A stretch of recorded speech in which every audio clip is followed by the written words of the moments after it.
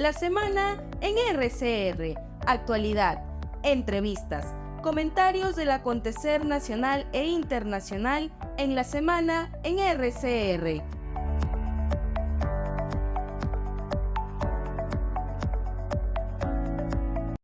Y ahora vamos a estar en contacto con el doctor Herbert Cuba García, médico especialista en política de salud pública y analista político. Qué un saludarlo, mi estimado doctor Herbert Cuba. Buen día, ¿cómo está usted?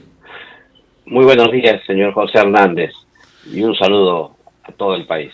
¿Cuál es la mirada que tiene de la presente semana, no? Naturalmente el tema de las vacunas es uno, pero ¿qué otra mirada política tiene usted la semana para ingresar como es habitual? Esta semana tenía como dificultad enorme la conmemoración de un año de las protestas en el sur. Y probablemente hubiese sido ese el hecho político de la semana. Sin embargo, esto fue cambiado rápidamente a raíz de lo ocurrido en el Ecuador. Y esto ha generado, de alguna manera, una mirada interna sobre la agenda que tenemos pendiente para evitar que lo que ha ocurrido en el Ecuador ocurra en el Perú. Y aquí lo primero que habría que observar, cuáles son los factores estructurales que podrían determinar que un hecho similar ocurra en nuestro país.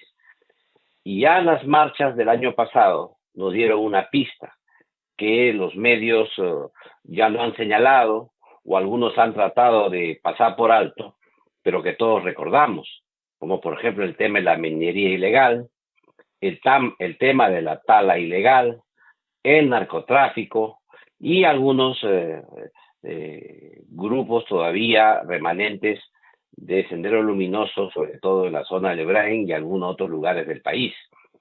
Esto es un cóctel sumamente complicado si es que notamos que han comenzado a pulular una serie de bandas extranjeras muy agresivas, que inclusive generan nuevas formas de delito que no teníamos, como es la extorsión y el sicariato.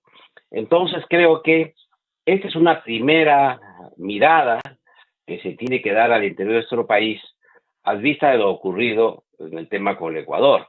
Es decir, lo que era una conmemoración de los hechos en el Perú se transformó pues en algo muy insignificante frente a los hechos que han ocurrido en el Ecuador y lo que podría ocurrir en el Perú en el futuro. Y es por eso que ahora lo que tenemos ya no es un hecho de conmemorar, sino cuál es la agenda pendiente para evitar que eso ocurra. El segundo aspecto que es necesario señalar es que el proceso contra el expresidente Castillo y su gobierno continúa. La Fiscalía ha pedido una serie de años de prisión para los tres principales actores del fallido intento de golpe del año pasado, y por lo tanto creo que eso va, como se dice, también para abonar en favor de evitar esas convulsiones sociales que tanto generaron y estragos el año pasado.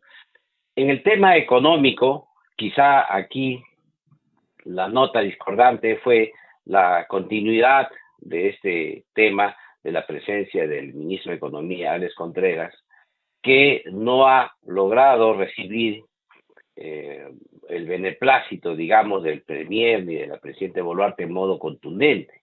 Y esto genera de alguna manera cierta precariedad, a pesar que él ha señalado que se queda, que no va a renunciar, pero ahí faltaba el condimento presidencial y del Premier para que eso sea más creíble.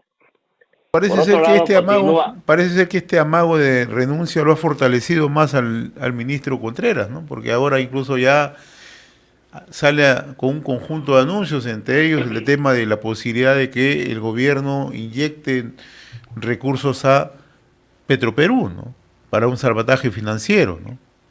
Entonces, ¿Qué es el problema de fondo? así es. Porque el tema se inició hace varias semanas cuando se otorgó los lotes a dedo, sin licitación, directamente a Petroperú, lo que muchos han llamado una estatización encubierta o una extratación directa, y ahora inyectar más dinero cuando el país esté en una situación económica precaria se genera ya un doble despropósito. El primero fue hacerlo y el segundo fue continuarlo e incluso fondearle más dinero. Pero bueno, eso tendría que ser ratificado por las altas autoridades del gobierno, en este caso el Premier y la Presidenta de la República, pero también sigue en circulación las bolas de que habría cambios de gabinete ministerial y esto genera de una manera todavía cierta incertidumbre. Creo que bien haría la Presidente o el Premier señalar que estos cambios no van a ocurrir y que seguirán con el mismo equipo de gobierno un periodo más. Y en el tema, creo, social, se ha visto en este periodo un poco más de tranquilidad. No hemos visto grandes movilizaciones, no se esperaba que estas movilizaciones que iban a hacer en el sur, que pensaban que iba a ser grandes manifestaciones, eso no ha ocurrido y creo que más bien lo que ocurrió en el Ecuador ha puesto más bien a la población un poco más cauta en seguir estos llamados al desorden en el país. Y por otro lado también hay un enorme debate, creo yo aquí ideológico, por la ley forestal, ¿no? Esa modificación de 2 artículos de la ley forestal que permiten, pues, de alguna manera, delimitar los terrenos que se tienen en las zonas de la selva. Esto es un tema ideológico, va a haber para ambas posiciones, pero creo que los sectores que se oponen a esta norma no observan que dentro de este aspecto de inseguridad ciudadana se encuentra la tala ilegal y por lo tanto enfrentar este tema de las propiedades o de la demarcación de las propiedades en la selva podría evitar este tema en el corto y mediano plazo. Por eso es que quizá haya tantos detractores. Sin embargo, son más que todo mediáticos, no hemos visto ninguna movilización social importante sobre el tema, más bien hemos visto una cierta polarización. Claro, ahí el debate está en que no se aceptaron unos pedidos de reconsideración a la norma, pero es evidente que eso se tendrá que tramitar esos pedidos en el marco del Congreso de la República, y ya lo ha expresado el presidente del Congreso que esos pedidos fueron extemporáneos. Es obvio que en el Congreso todo tiene reglamentos y por lo tanto ya verán las comisiones respectivas cuando tengan que tratar el tema y poder ver eso. En todo caso, la voluntad de la mayoría se ha respetado porque la norma ha sido promulgada y es obvio que si no hay una mayoría que lo exija, eso va a quedar tal como está. Tema que no quiero perderlo de vista, nos quedan 4 minutos, doctor Cuba, es el tema de las vacunas, que generó todo un despliegue informativo, presentaciones del ministro, del viceministro del sector, ¿no? Me gustaría conocer la opinión suya, por favor. Exactamente, yo he escrito en relación a eso un artículo y yo creo que sería comprensible que la población tome en cuenta algunos aspectos. El primero de ellos tiene relación a la producción de las vacunas. Y como todos saben, cuando se produce un lote de vacunas, se deja un stock un stock de lotes, se deja un stock en el laboratorio. Para ir, ese stock es siempre revisado para ver cómo se comportan las vacunas que han sido ya despachadas a los países para ser vacunadas. Ese stock es como un testigo, sirve precisamente para poder, si es que hay algún tema, alguna queja, algo, este stock es revisado para ver si es que la población o las quejas o los reclamos tienen razón o no. Pero también sirven para ver la estabilidad o la forma en que la vacuna se conserva y cuál es su vía útil que puede tener. Y en ese sentido, este tipo de vacunas, que en el Perú tenemos como 3 millones de dosis, se han hecho estudios en los propios laboratorios que son de Moderna y Pfizer, y ambos han demostrado que la vacuna es útil todavía 18 meses.